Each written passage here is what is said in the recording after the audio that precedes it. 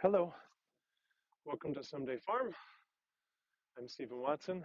This is today's Tàijíquán Tip. And today's tip is to practice where you have slippery and less slippery terrain, or we could say slippery and not slippery terrain. I have somewhat slippery, kind of mucky, muddy sod here. It's pretty saturated with the rains.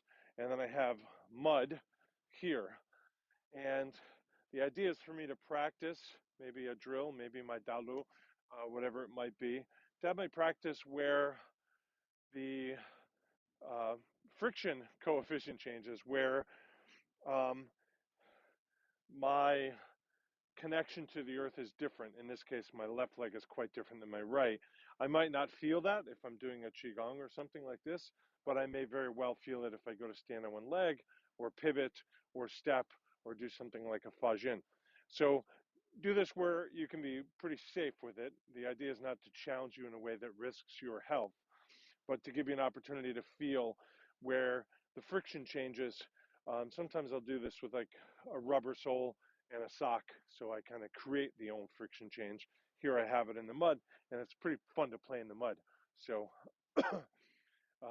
get your hands dirty, uh, make your school better than you found it. Get your hands dirty.